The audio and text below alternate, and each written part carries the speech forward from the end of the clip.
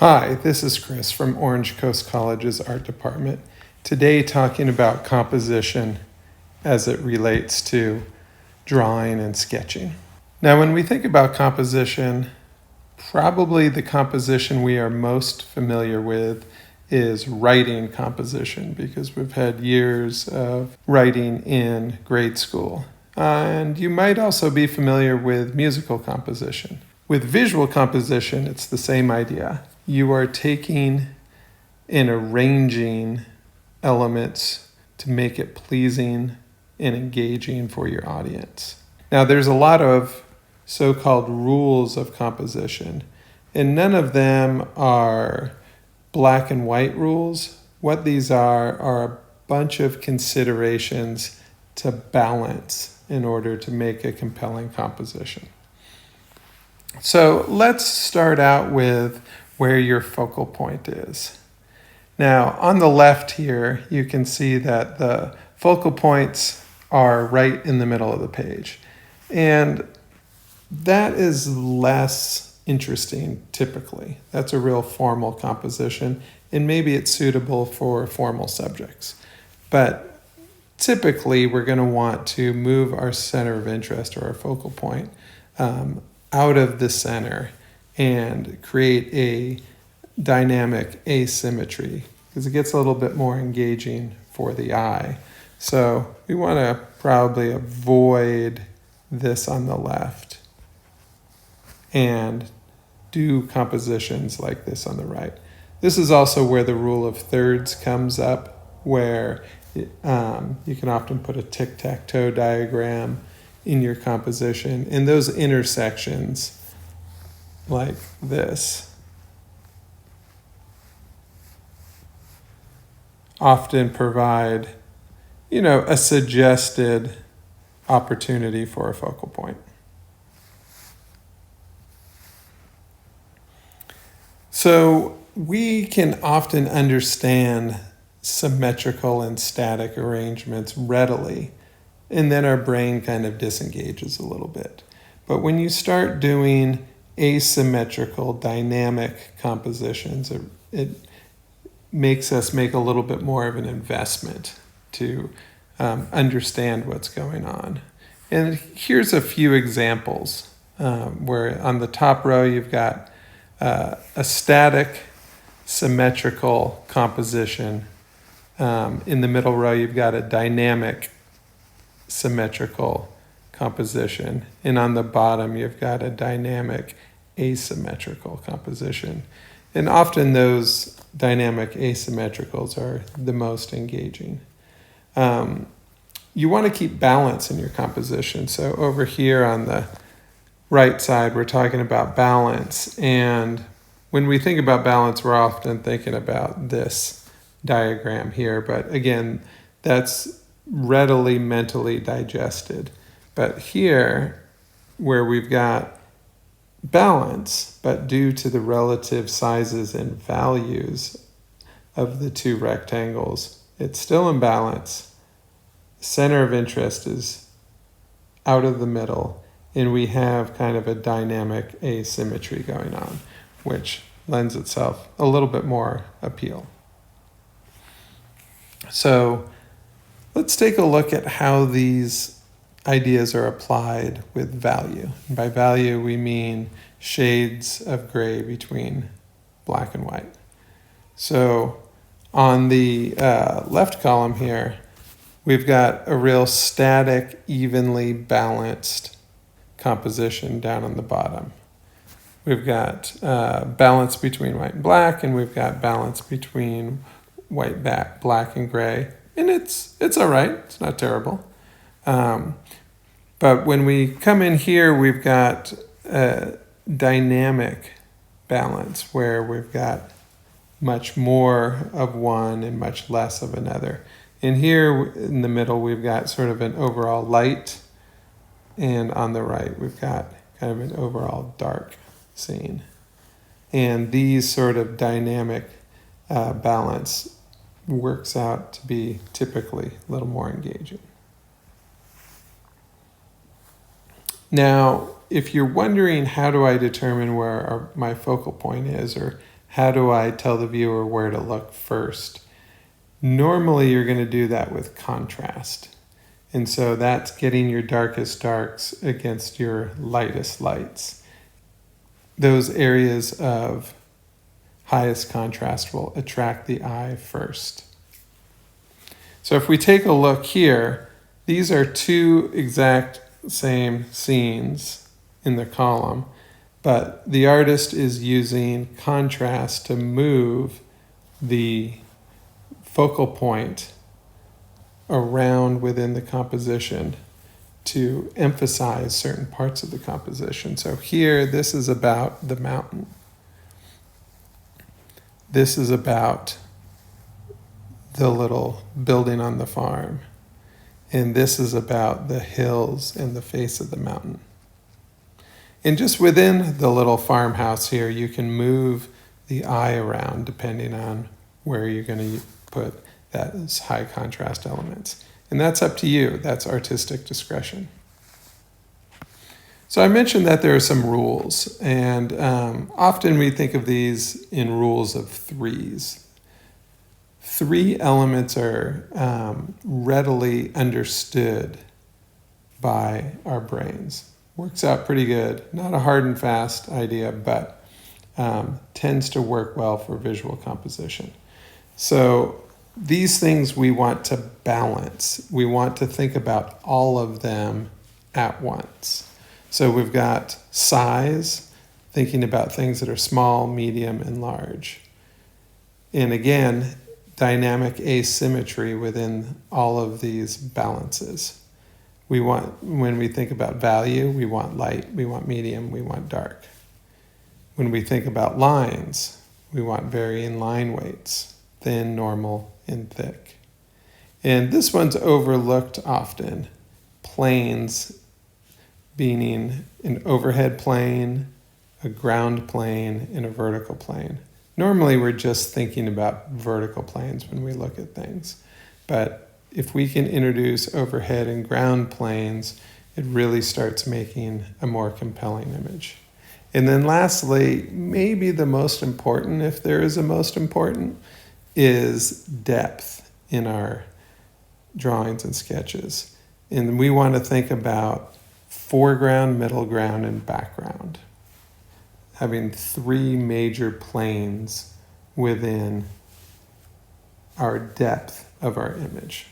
We can take a look at some examples. So here in the lower right, we've got a complete composition. But if we break out these items here, we've got foreground, here we've got middle ground, and here are some background elements. And together, when you add them up, they're going to make that image in the lower right. Now, sometimes we're drawing from observation, and we can make it better through artistic discretion. So right here on the left, we've got the scene as it was viewed by this artist.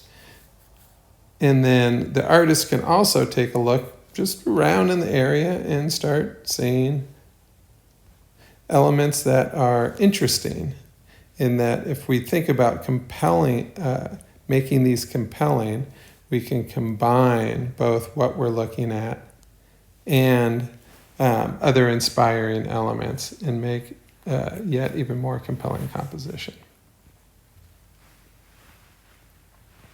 Here's another sketch from location, and this is an illustration of the foreground, middle ground, and background. In this case, we've got our complete scene up here, but we've got a background, we've got a middle ground, and then we've got foreground.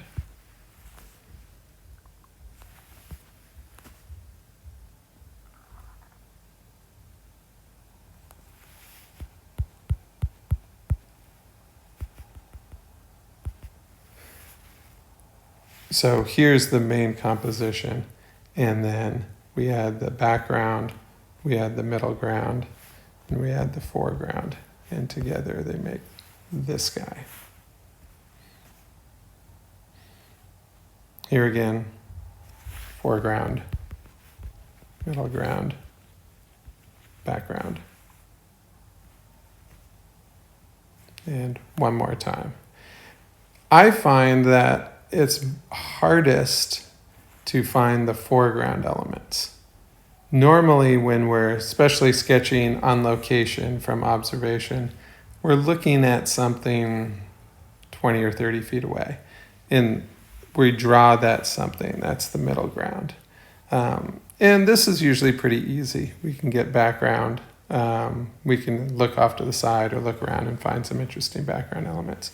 But it's this part, this foreground, something that's within, 5 to 15 feet of you. That's where you're going to have opportunity to provide some detail and some texture and be able to get a lot of visual interest in there. So if you're setting up for a location sketching in particular, try to think about foreground. If you're doing illustrations, this is really your opportunity to introduce storytelling elements into the foreground where you can get a lot of detail. And this sketch shows the planes we talked about earlier, the overhead plane, the ground plane, and the vertical plane.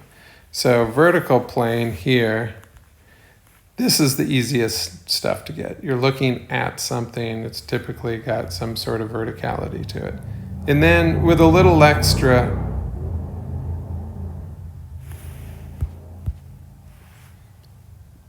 so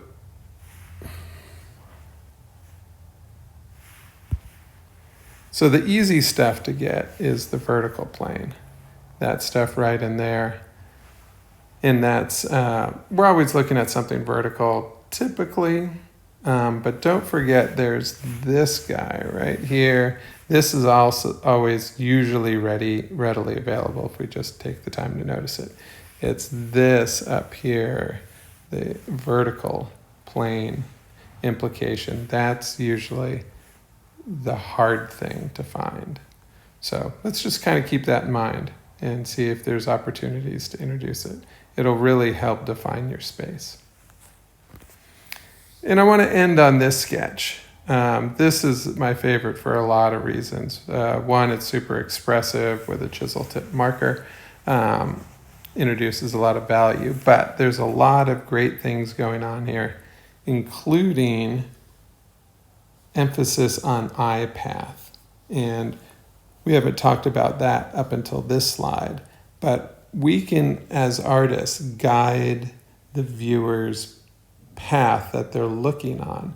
And in the perfect world, we've got kind of an ellipse going on. And if we can keep that contained within the drawing and not allow it to run out through tangents or corners, that works out really well. That helps keep our viewer engaged. So let's take a look at some of these examples of what makes this a compelling composition. So trees and bushes stop the run out of the picture. So we're getting this part of the composition there. They bring the eye around and don't let it leak out of the corner. We're using a little bit of black background to push those trees forward. We're again in the foreground bringing the eye path around. We've got high contrast items for focal points in our center of interest.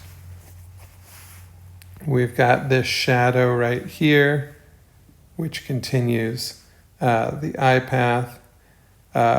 One thing to think about as well is if you've got figures and they have an eye path, we as observers will notice where they are looking.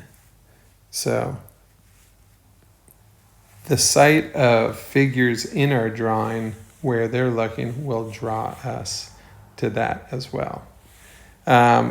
Easy to miss, this ladder right here brings the eyes up, and then the background tree kind of keeps it all contained. So lots of good things going on in this sketch. But I think mostly I love it because of the values, high contrast areas, and then really concentration on high path containment. All right, now it's your turn to apply these principles. Remember, no one of them is the rule to govern your drawing with, but together you want to balance these principles and create a very compelling and engaging drawing. Good luck.